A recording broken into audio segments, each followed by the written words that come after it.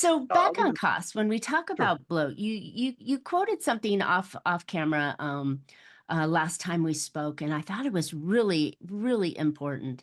You said something about putting more costs. You can't outgrow the problems, right? You can't throw money and outgrow the problems. Tell me a little bit more about that because you just alluded to it in your previous answer. And I see it a lot when companies are flush with funding, like they either do a round of a capital raise or an IPO.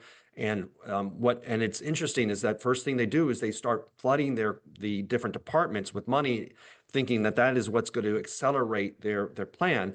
And it even happens on a smaller scale year to year, where one of their head of a department comes and says, "Well, I need X, Y, and Z for all these different projects," and you want to be empowering and you want to tell that you want to be the yes leader and give them whatever they want, and it becomes almost this methodology of appeasement. And what ends up happening is that these leaders are not able to deliver on what they promised they would try to accomplish. It's not even being very well tracked, so they're not even held accountable for that.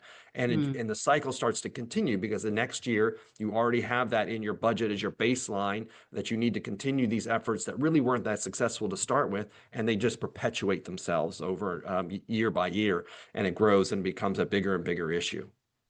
Well, that's something really key that I think a lot of people in the business space don't look at is managing the initiatives that they're doing and at what point do they pull the plug on them?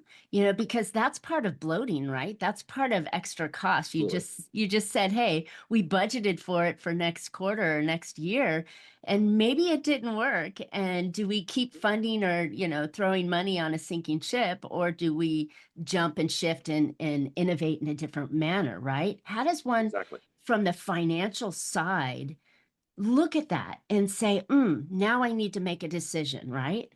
Yes, it's a great place to start is that financial individual that they should be tracking a project's performance or initiative's performance, and it's their responsibility to say what were the original goals of this initiative, what has been the result of this, and it doesn't necessarily mean you have to punish people that perform them, because you do want people not to fear taking risks, but you Hmm. also need to learn from those mistakes. If you assuming you make some, you learn from them, you adjust, and you improve. And if you do those things, then you end up having more and more projects that are going successful because you are tracking those success metrics, and essentially you end up with a company that's operating far more efficiently because of it. Nice.